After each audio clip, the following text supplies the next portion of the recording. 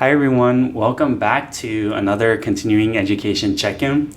Today we're talking about, is it better to choose or be chosen when you're starting a relationship? So we're going to talk about our thoughts on that, what our own preferences are, and what suggestions we have for all of you out there. And for our end segment, we're bringing it back, we're rebranding it, we're calling it How Cooked Are You? And so before we used to call this like boyfriend, girlfriend test to see how much Sania and I and maybe our guests know about guys and girls. And so today Sania is going to be testing me on girl products.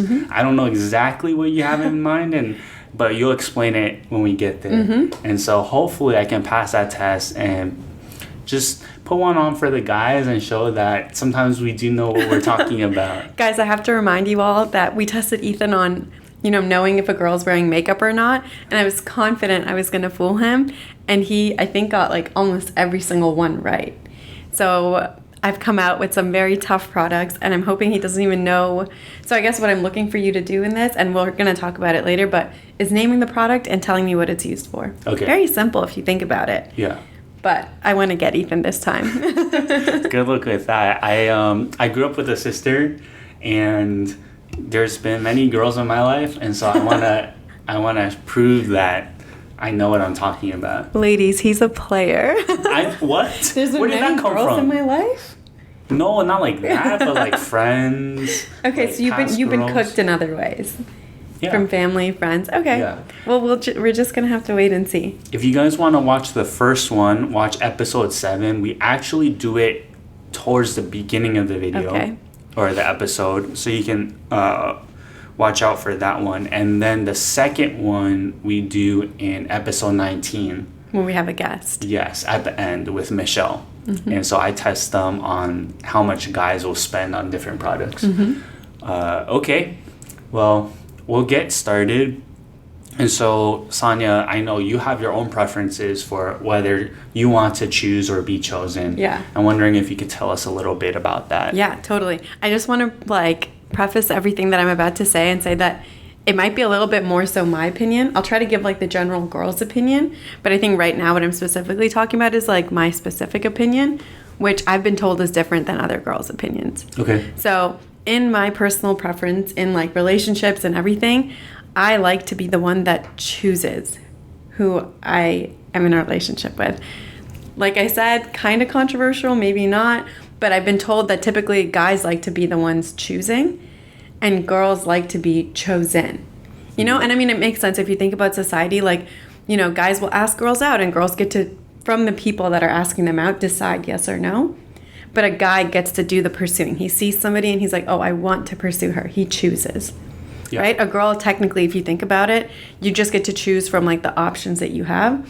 Unless you're super confident and you're asking people out, which is totally fine too. And we've talked about that on this podcast. You take a shot, you shoot your shot, and sometimes you get it and sometimes you don't. But personally, I prefer to choose. Yeah. Wait, can you speak just for the other girls out there? Yeah. Why do you think their preference is to be chosen? Exactly. I think because when you're not like me, I'm kidding, but I think in... Say that, you're defaming yourself, Okay, we're going to have to bleep that. Okay, anyways, I'll try to be more... Okay, I think girls like to be chosen because girls like to go for the guys that really adore them, right? Guys are if you look at biology and stuff like that, I don't know, from ancient times, a guy is made to really dote after and chase after girls, right? So girls typically they're happiest, and all elder, my grandma, my mom, any older women in my life, they always say choose the boy that likes you a lot more than you like him, because that's the equation for a happy life and a happy marriage. So I think girls like to just be chosen and then decide, because the first check mark is already there. It's I already know that they like me a lot. Yeah. Because they're pursuing me, so it's and then also girls tend to be a little bit more shy, so they don't want to put themselves out there out of fear of rejection, which guys have also, but girls just have so many options that they don't have to put themselves out there. They can just wait for someone to come up to them, and then there's no chance of rejection. Yeah. So it's a safer bet to be chosen. Yeah, that makes sense.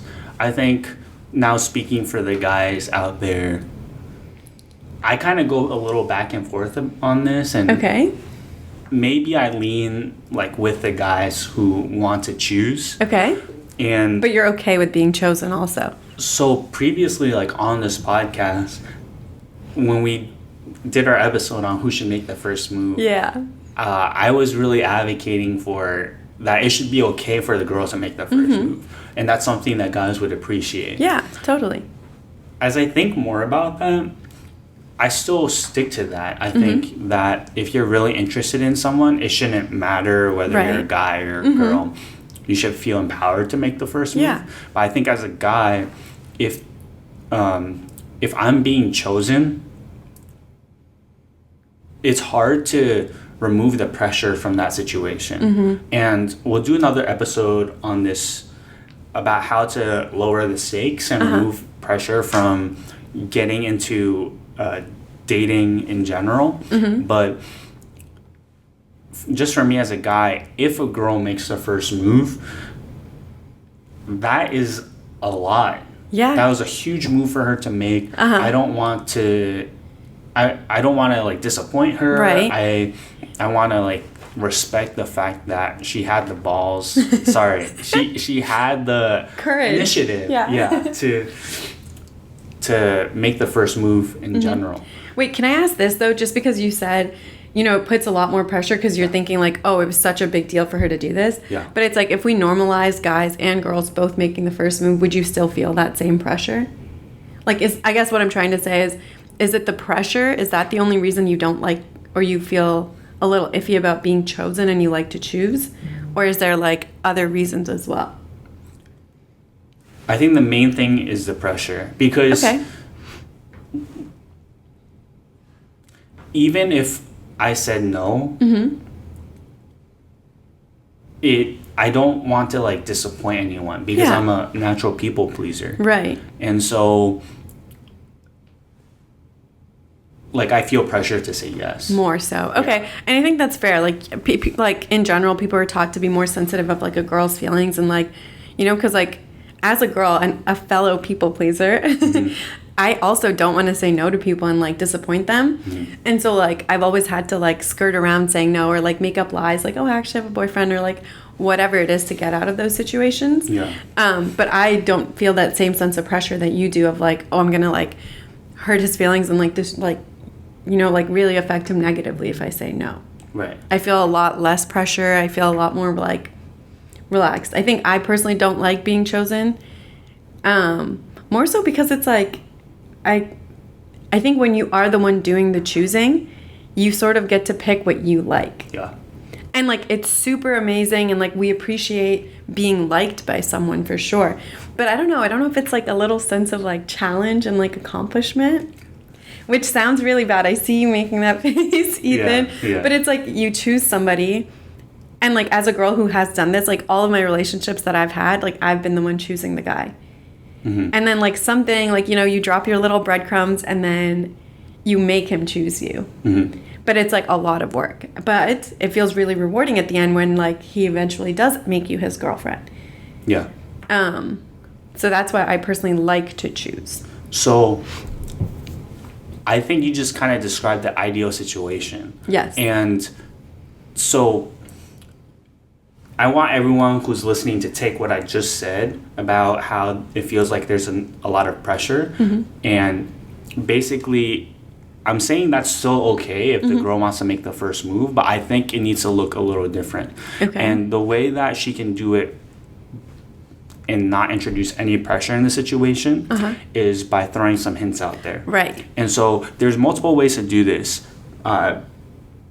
It can come by creating conversation, making eye contact, being a little flirty, Yeah. asking very specific questions, like asking them if they're in a relationship, but subtly. Yeah. Just in conversation. And then the other way is by talking to their friends and Yeah. asking if they're single if they would be interested on going on a date. And those are just ways that you collect information for yourself and figure out maybe if there's interest before you make the first move. Right. And I think guys and girls should do this. I agree completely. A little bit of background work. Yeah. So that when you end up making the first move, it doesn't feel like there's a lot of pressure. And if you make the first move and you've done the background work already to figure out if they're even open to maybe going on a date, then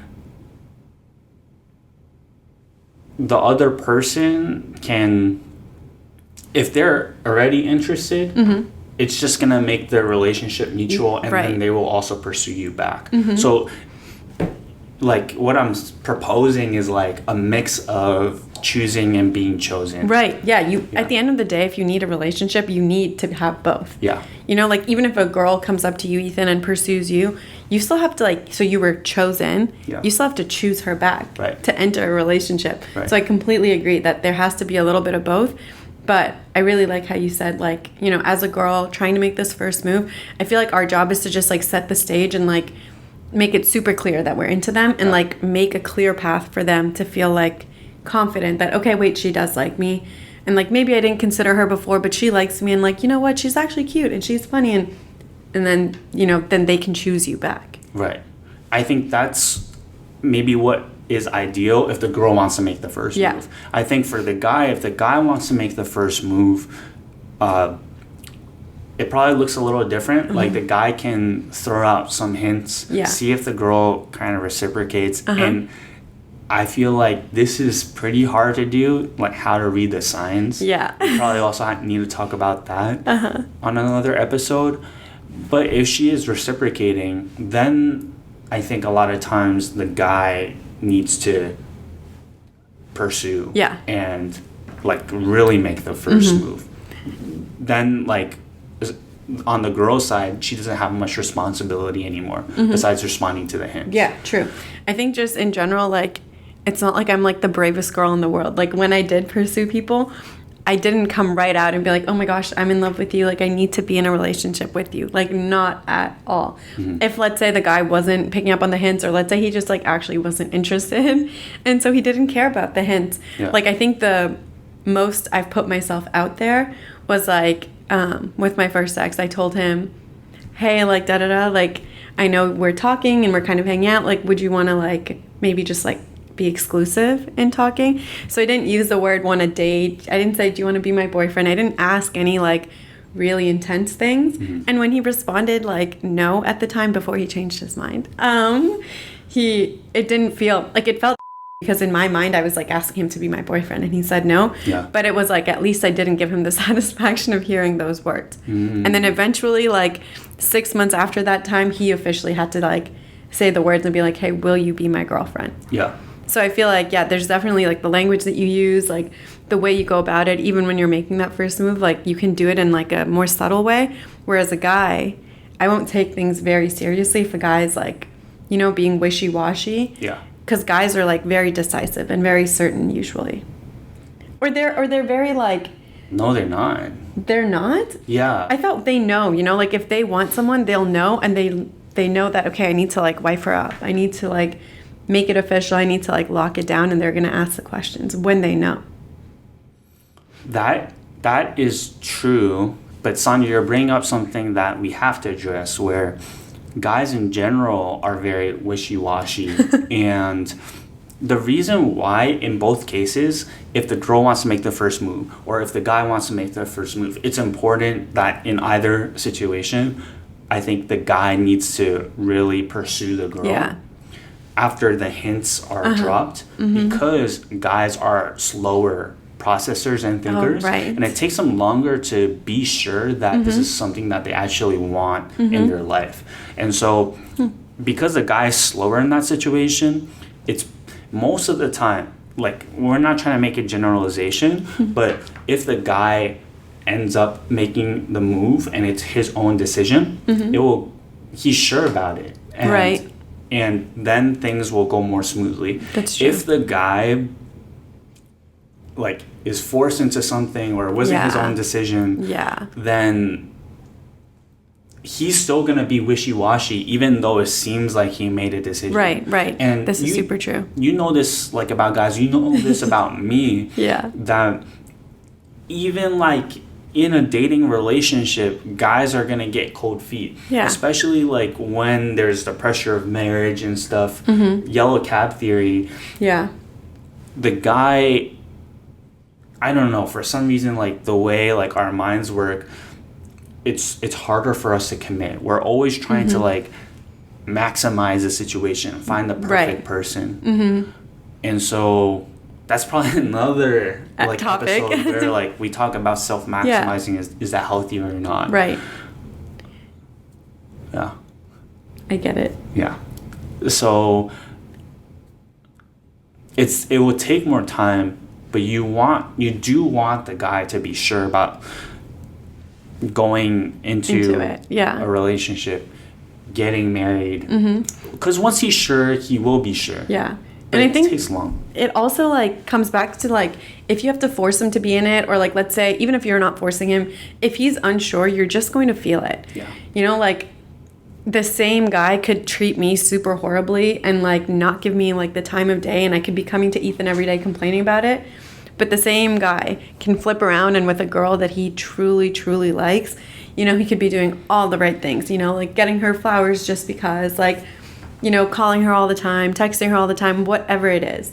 And it's like, I mean, we saw it with our friend Ethan right here on this podcast, you know, like when Houston wanted to talk every single day, you were just like you couldn't do it. And that's natural. Like I said, you have to lean into your feelings. Yeah. And then when you were ready to do that, it's not like you're not going to do it.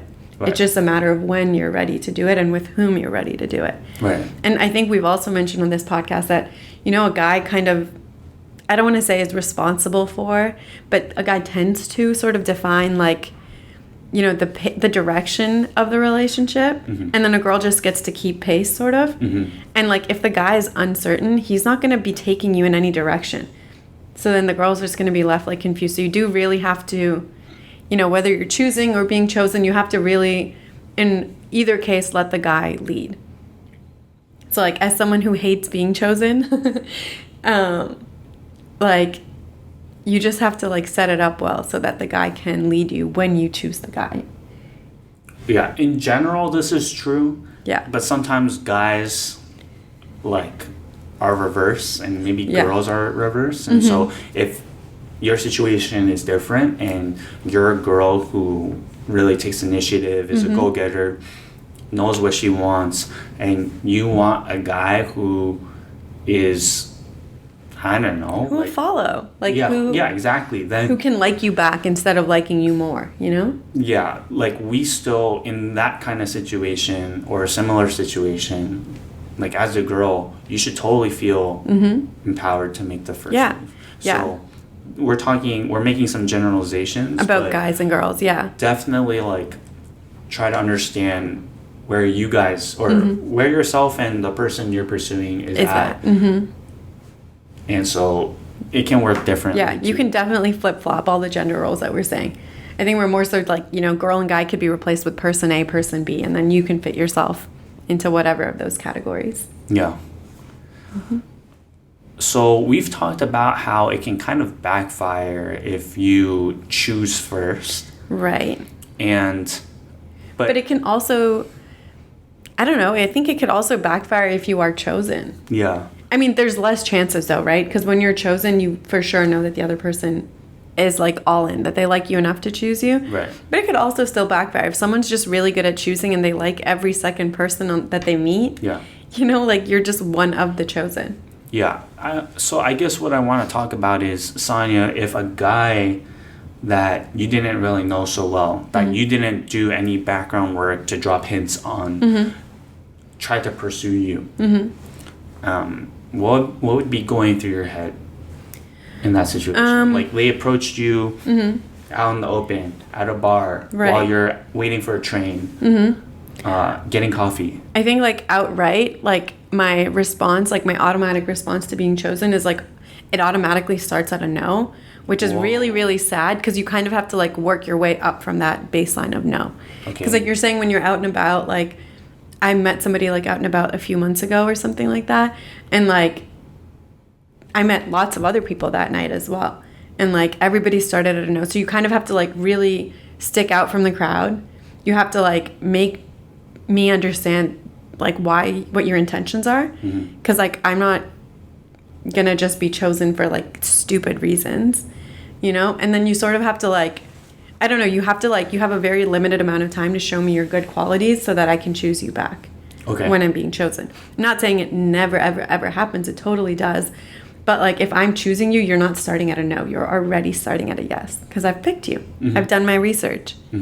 But no, you don't ever start at a neutral. Yeah. If I don't know you, you're an automatic no just because the world is disappointing and, like, I don't know, I'm just a bit pessimistic, I guess. Yeah. And, like, I think a lot of girls are just because, like, you know, there's a lot of guys out there that don't have good intentions. And so a lot of people have been burned. Yeah.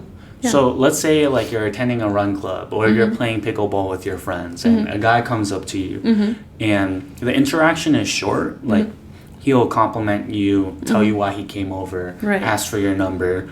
Are you going to, because he starts at a no, are you saying no in that moment? Do you need him to talk more and are you going to ask him more questions? Like, so if I'm at pickleball, like, and I'm with my friends and, you know, I guess it depends on situation to situation. If I liked him in that pickleball interaction, you know, I could just give him my number and maybe see where it goes from there. Just because, like, you know, I'm with my friends. I don't want to be, like, over here talking to some guy forever. I'm there to hang out with my friends. But, like, let's say if, like, it's a different situation and I'm not so, like, rushed for time, then I would maybe talk for a little bit longer and see, you know, like, oh, like, why are you talking? Like, you know, and, like, ask a little bit more questions. Before you give them number? Before I give them my number, for sure. Just so that I can, like, vet them a little bit. And then even after they've been vetted and they have my number, like, that still doesn't mean that you've been chosen back, you know? Right. That's just, like, where the work begins. So, yeah. Okay. That makes sense. I think that's important to, like, give the guys out there the mindset, but also, like, the idea of what they have to show when they're approaching someone for the first time. Yeah. Like, in this pickleball situation, if a guy were to come up to me when I'm literally playing pickleball with my friends and, like, having just, like, a fun night, and he's trying to stand there and, like, have a whole conversation, like, where are you from? And, like, what do you do here? And, like, what? No. That's, like, you've gone below the no now. Like, I need you to leave. You know? So you really have to read the room and, like, be mindful of other people's times. Like, I don't know a random stranger coming up to me. Like, why would I give you, like, the time of day when I have something better going on? Yeah. But, okay, so from a guy's perspective, hearing that, it sounds almost impossible. Well, no, because then I guess then you have to, like, you know, come up with, like, a really good elevator pitch to, like, sell yourself and just make it short and sweet. I feel like if you go short and sweet, you can never go wrong in any situation. Even if it's somewhere where she has, like, a lot of time, like, let's say you had a paint class and she's there too and you want to, like, make a conversation. In a paint class, you could totally have a long conversation and I can vet you and decide yes or no. But, like, let's say you still want to just use your elevator pitch, you can. You'd be like, hey, like, da-da-da, like, you know, I saw you from over there, and, like, whether you can compliment the girl's looks or you can be like, you seem like you'd be really fun, you have a fun energy, like, if she's on a pickleball court. And then you could just be like, would you want to, like, maybe get, I don't know, maybe get coffee sometime or want to talk? Like, can I grab your number? Is that cool? I think the best thing to do when you're at, like, approaching someone in the wild is, like, just be really, really respectful. I don't want to say, like, a corporate level, but, like, be really mindful, you know, be like, oh, is it cool if I, like, could maybe get your number? Like, you know, don't feel entitled. She doesn't owe you her name. Like, a lot of times people will ask me my name and I don't want to say it. Oh, wow. Because, like, why should I tell you my name? If I don't want to, I don't want to. You know, so you are not entitled to any information. So just be polite. Okay. I think that makes a lot of sense. The name part is hard because it feels like when you start a conversation with anyone, that's one of the first things. But like, if you think about it, when people come up to you, that, like, I don't know, I feel like they come up to you with, like, something like, oh, da-da-da, like, you know, they'll go on and on about something. And then, I don't know, the name usually doesn't, is it always the first thing? So I guess if you know what the purpose of the meeting is, you always introduce yourself with your name. I guess in that situation that you're just describing, Sania, I wouldn't ask for their name. Like, I would do all the other stuff first. So I agree. Hey, And then saw the you name from over comes there. on. I had to come over. Yeah. I really liked how you encourage your friends and Yeah. your energy. Uh-huh. And I think you're super attractive. Could I get your number? And Do you want to put your name in my phone? Like Yeah. something so easy like that. yeah, exactly. And then if she's like already putting her name in my phone, I'll say, hey, my name is Ethan. Yeah. Yeah, that's and then perfect. see if she wants to. I think that's cool. Yeah. Mm-hmm. Okay, so that's really helpful. Now, let's say you're the one choosing. The guy. What exactly would that look like? Like, what kind of hints would you be dropping? Okay. And I feel like these are a lot of stuff that we discussed in our like how to make the first move episode. Yeah. It is a lot of what you said, like a lot of background work. we actually never said how. We only said who. Huh. Okay, well, when I have made the first move in the past, it's a lot of like, so it's a little bit of a longer game. So like we just talked about, somebody approaching you at a pickleball court, and a girl could totally do the same thing. Yeah. It's just like kind of, I don't know, I personally would be kind of shy if he's there with all of his friends to like pull him aside for like a chat. For sure. So usually like, if I like a guy, I kind of like, first I just like observe from a distance, which sounds really creepy and like stalkerish, but like not in that way. Right. You just observe to see like, okay, like let's say he did this one thing that I really like. Let's see what the rest of his personality is like. Right. So you just observe, you like check, okay, am I really interested? Because like Ethan said, maybe it feels a little higher stakes when you're having to approach someone and you want to make sure you really like them. Like the reason that I like to choose is because I'm very picky about like from what I eat to what I wear to like the boys that I talk to. So like I want to make sure I'm choosing the right thing. You don't just buy a pair of jeans. You try on a bunch, you make sure it fits just right, it's comfortable, the color's right, like all that stuff, right? So I guess you're doing the same thing with the guy. You're making sure like his personality and his values like align with what you want. Like you do a lot of checks. So like how we talked about if a guy comes up to you, he starts with a no. Mm-hmm.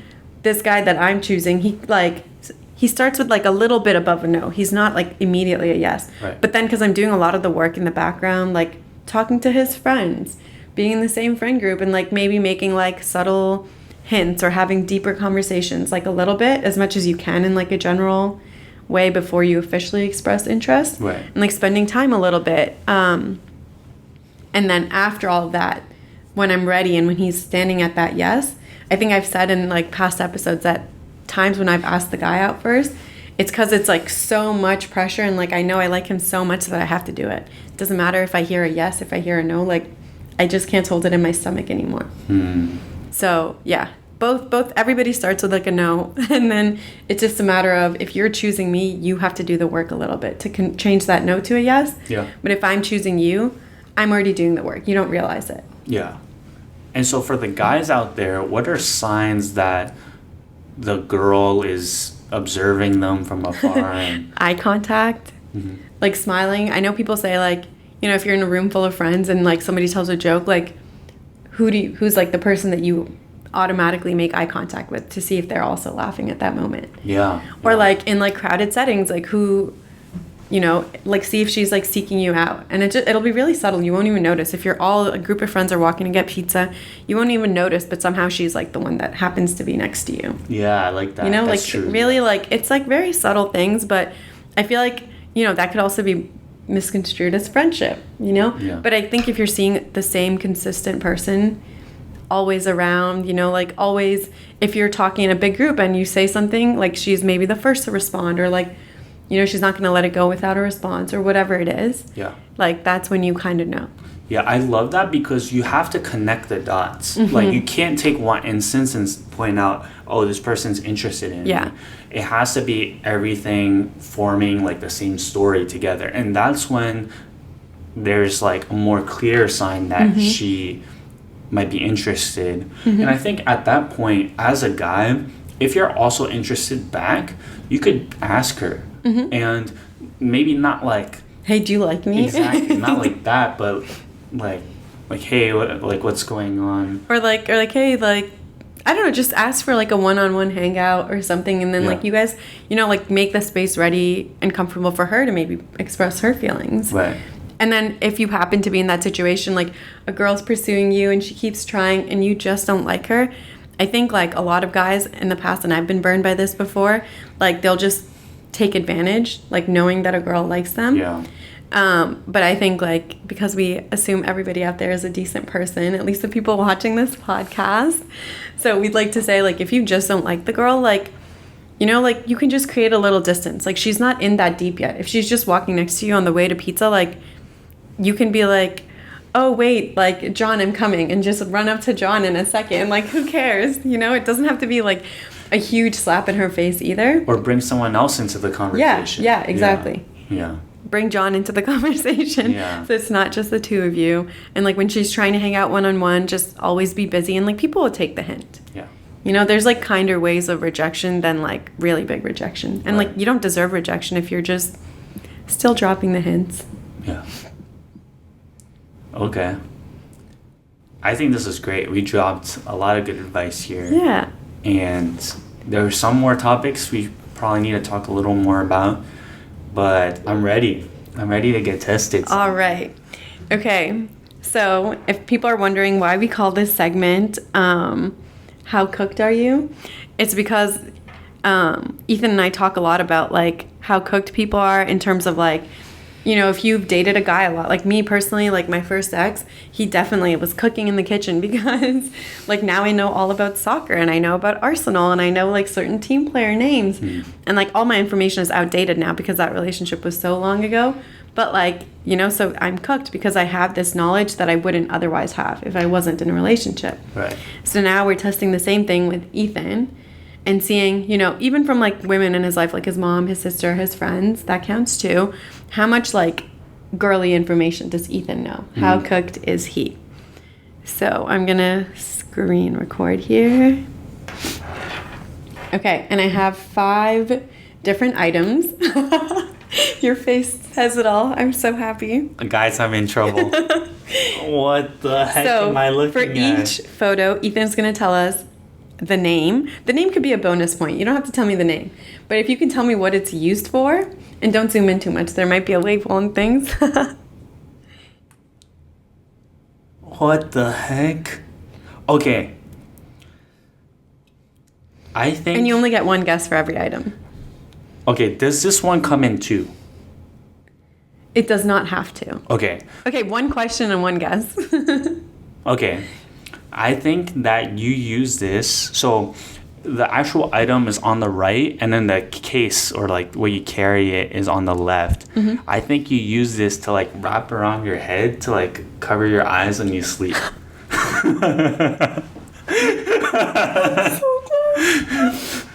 Very good try though, because it's silk. But these are heatless curling rods. So they're like foam rods, but you wrap them around the top of your head and you curl pieces of hair on it. So you can curl your hair without any heat. And the carrying cases that Ethan said on the left goes on top of the whole situation to keep it in place so that when you go to sleep and when you wake up, it's all in place.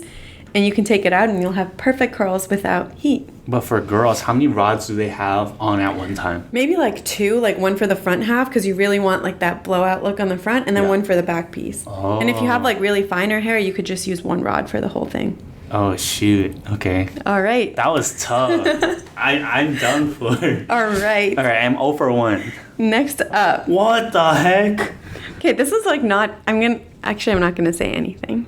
What the heck? This looks like a torture device. Oh my goodness. Well, if he wasn't cooked before, he's definitely getting cooked right now.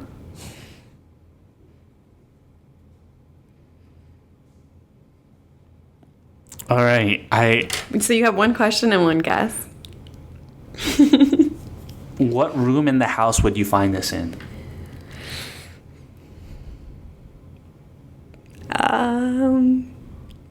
It could be in any room, but I guess I'll say bathroom. That was so not helpful. Oh my goodness. I'll give you a tip. Boys and girls use this. Okay, so I know that this is not right because it looks like there's some kind of electrical thing, but I'm just gonna say this is a back scratcher. Okay, maybe because the photo zoomed in, but this is a cuticle cutter. What is a cuticle cutter? So you know how you have this skin at the bottom of your nails? Yeah. Like right here? Yeah. So you use the back part to push it back because it's dead skin. This back part. Yeah, it's just like a plastic flat piece. You push it back. Okay. And then you use the front part, which could be a torture device if you dig too deep, to just cut off the dead skin so that your manicures are like super, super clean. Wow. And you don't have so much like, see how I don't have like all the extra skin that you have?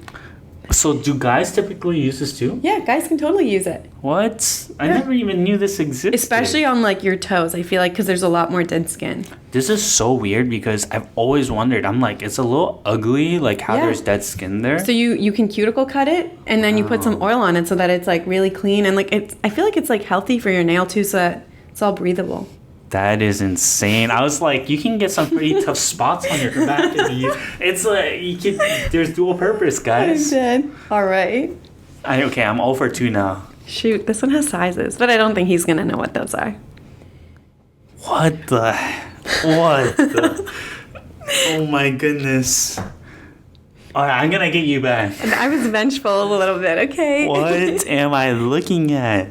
They're just a bunch of pink clouds. Or like pink empanadas. That's what they look like. I'm so confused. So, a question if you'd like to use Okay, I know this. Okay. Whoa. This is a reusable pad. What's a reusable pad for what? For your period. Oh, no. So period pads don't have this shape. That might be TMI, but they're not in this shape. What shape are they?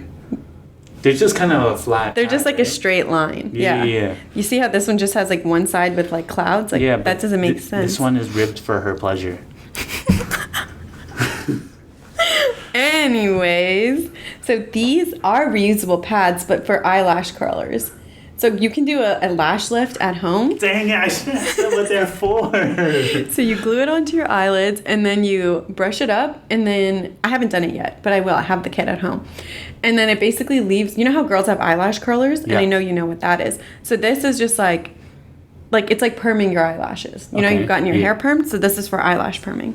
So you glue the little cloud thing. See where the bump is? That's where like you're gonna like comb each individual lash hair too. So you put it on top of your eyelash. Yeah, you and glue then you it on here, and then you curl it up. You glue it? Well, the reusable pad with eyelash glue. Just glue it onto your skin so it stays in place. Oh my god. And then put the lashes up, and then wait like 15 minutes, and then take it off, and... Whoa. All right. This is going really well. This Pink is what clouds. I'm 0 for 3. This is the score that I wanted. I've already failed. Yeah, I know. I want you to fail like 0 out of 5. 0? That's how I designed this. I thought we're friends. I'm sorry, you like violated at that makeup one. Wait, so it says what it is here. Okay, did you read it? Yeah.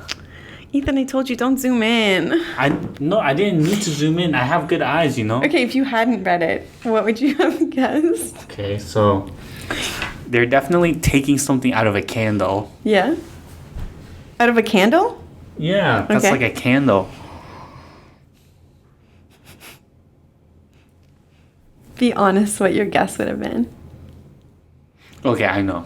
So, you know, like when girls put foundation to hide a blemish, instead they use one of these strips to like stick on to hide a blemish. Okay, well, that was a very good fake guess because you already read it. Did you read it fully? I read it, but I was trying not to like think about it. Yeah. Okay, so these are hydrating eye masks, which actually, can you tell me, even knowing that name, where do you think this goes? Or what is it used for? Oh, I know now. Okay, so you put it right here under your eyes, and then because for depuffing and because the skin is like more sensitive and delicate than all the other skin on your face. Good job. That's what I was gonna say. I'm gonna still say it's 0 out of 4 though, because you read it. You would not have guessed if you didn't read that. You know, I was thinking of erasing it out, but I was like, he's not gonna zoom. What? I can just read that without zooming. Okay, last one. What the heck is this? What the? Girls' bathrooms are just full of torture devices and candle things. What the? Maybe so I can just get one. On what occasions would you use this for? You can use it every day if you want. You can use it on special occasions. How often do you use it? I've only used it once because I'm still learning how to use it.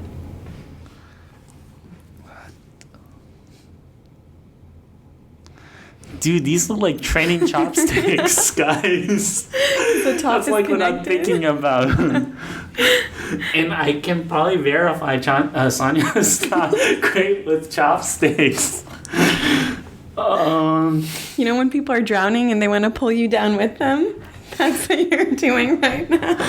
Okay, I'm just gonna say, like, you were like doing your hair, you wanted to like stick up. You and so got you stick it. it. You actually got it. This is a U-pin.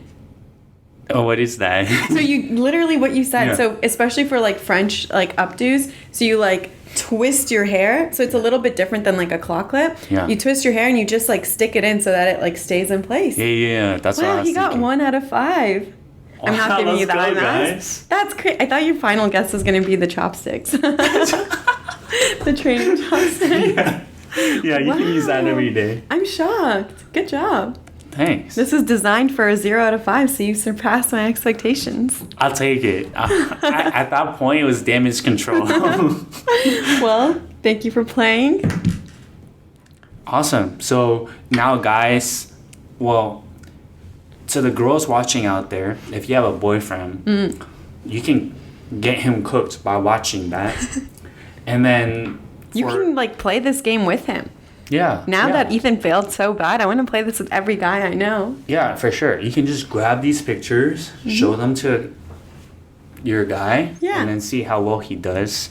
And then for the guys out there, you're welcome. Now you're more cooked. And just if a girl ever questions you how cooked you are, just tell them it was because of this podcast and Yeah. not because Someone's been in the kitchen. like an ex. Yeah. Yeah. Okay. That was a lot of fun.